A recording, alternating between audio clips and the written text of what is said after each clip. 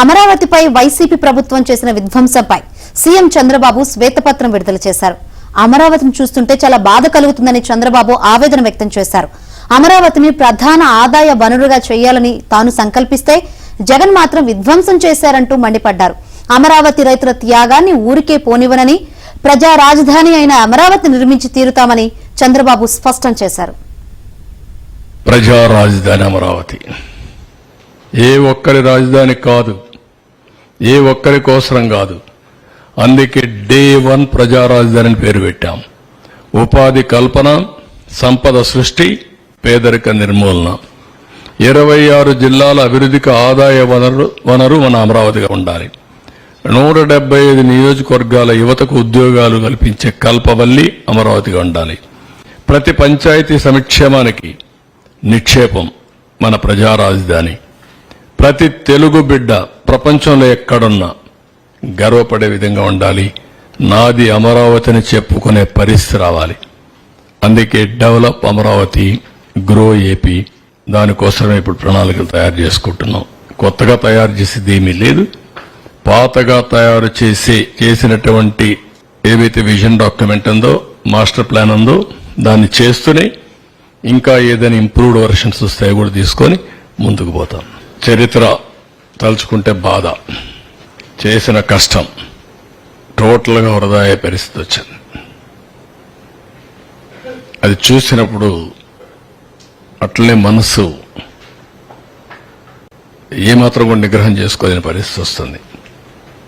ఇంత కష్టపడితే ఈ మార్గం చేశారేంటి దుర్మార్గం అంటే జాతి ద్రోహం. ఇది నాకు కాదు, నేను నిమిత్త మాత్రుడిని, ప్రభుత్వం నిమిత్త మాత్రం. ఆ రోజు మాకు ఈ అవకాశం వచ్చింది. వచ్చిన అవకాశాన్ని సద్వినియోగం చేసి తద్వారా మళ్లీ ప్రజలు నిలదొక్కోవాలి, రాష్ట్రం నిలబడాలి అనే ఉద్దేశంతో ముందుకు పోయాం. 10 ఏళ్లు రాజధాని లేదు. బైఫర్కేషన్ యాక్ట్ కూడా 10 years టైం ఇచ్చి కామన్ క్యాపిటల్ హైదరాబాద్ ఉంటుందని చెప్పి ఈరోజు హైదరాబాద్ కూడా క్యాపిటల్ అయిపోయింది. మనకు రాజధాని లేని పరిస్థితి వచ్చింది. 1631 రోజులు ప్రపంచంలో ఎక్కడా ఇంత ప్రొటెస్ట్ ఉండదు. ఎన్ని అవమానాలు పొందాలో అన్ని అవమానాలు పొందారు. రాష్ట్ర భవిష్యత్తుకు ముందుకొచ్చారు.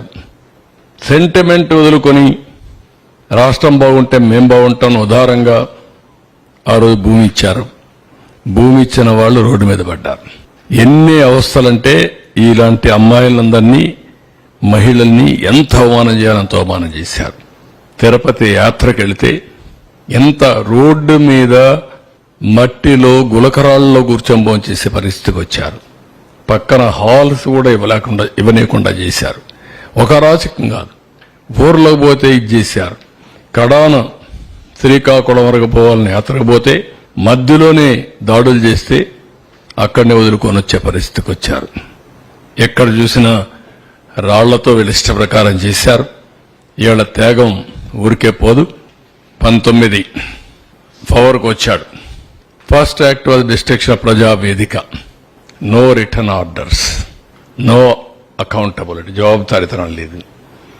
ఒక చిన్న ప్రాపర్టీ కొట్టాలన్నా నిర్ణయం చేసేటప్పుడు ప్రాపర్ ప్రొసీజర్ ఫాలో కావాలి. ఎలాంటి ప్రొసీజర్ ఫాలో కాకుండా ఇది చేయడం.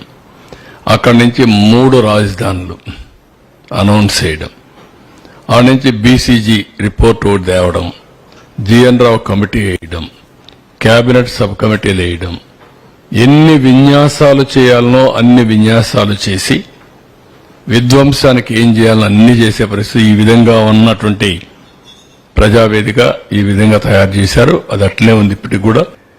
ఎవ్వరు కూడా మరీ ఇలాంటి మెంటల్ ఫెలోస్ వస్తే తప్ప ఇంతవరకు ఇండియా చరిత్రలో రాజధాని మారుస్తా అన్నాడు ఎవరు లేడు. స్వతంత్రం వచ్చిన తర్వాత ఎవరన్నా ఉన్నారా? నాకు తెలియదు, మీరు చెప్పాలి. నేను కూడా 45 ఏళ్ళు రాజకీయాల్లో ఉన్నా, at the helm of affairs లో ఉన్నా. నేను ఎవరిని చూడలా. First time I'm seeing a different politician. మీరందరూ అర్థం చేసుకోవాలి. ఎవడు రాలా. అలాంటి తిక్క వాళ్ళ దగ్గర, పిచ్చోళ్ళ దగ్గర కూడా రాష్ట్రాన్ని కాపాడడానికి ఏం చేయాలో ఆలోచించాలి. ఇప్పుడు not only for Andhra Pradesh, it is a case study for the country. దేశానికి కూడా ఒక కేస్ స్టడీ ఇది. ఇప్పుడు రెండోది, ఓసారి బాధేస్తుంది. నా ఇంటెన్షన్స్ ఆర్ గుడ్. ఓసారి నా ఇంటెన్షన్స్ ప్రజలు అర్థం చేసుకునేట్టుగా నేను చెప్పలేకపోవడం కూడా నా తప్పు కావచ్చు, లేకపోతే వాళ్ళు కూడా ఓసారి ఎమోషనల్గా డిస్టర్బ్ కావచ్చు. అల్టిమేట్గా రిజల్ట్ ఇస్ సేమ్. నేను సఫర్ అయ్యా, రాష్ట్రం సఫర్ అయింది, అందరం సఫర్ అయ్యి. Nobody can question Singapore. అలాంటి కంట్రీ ముందుకొచ్చి ఫ్రీగా మనకు ఒక మాస్టర్ ప్లాన్ తయారు చేయించారు. First capital region concept master plan ఇచ్చారు. మొత్తం ఏరియా అంతా కూడా గుడివాడ, లేకపోతే ఇక్కడ ఈ పక్క చిలకలూరుపేట, ఇవన్నీ కలిపి ఒక క్యాపిటల్ రీజియన్కి ఇచ్చారు. ఆ తర్వాత క్యాపిటల్ సిటీ మాస్టర్ ప్లాన్ ఇచ్చారు. ఆ తర్వాత seed capital area detailed master plan కూడా డీటెయిల్స్ ఇచ్చారు. ఈ డీటెయిల్డ్ మాస్టర్ ప్లాన్లో 9 సిటీస్ వచ్చాయి. Sports city, medical city, government city, judicial city, అదే మరి ఫైనాన్షియల్ సిటీ, నాలెడ్జ్ సిటీ, ఇదే మరి ఇక్కడ ఎలక్ట్రానిక్ సిటీ, అదే మరిగా టూరిజం సిటీ, హెల్త్ సిటీ, ఈ విధంగా 9 సిటీస్ మనం దీంట్లో ఏర్పాటు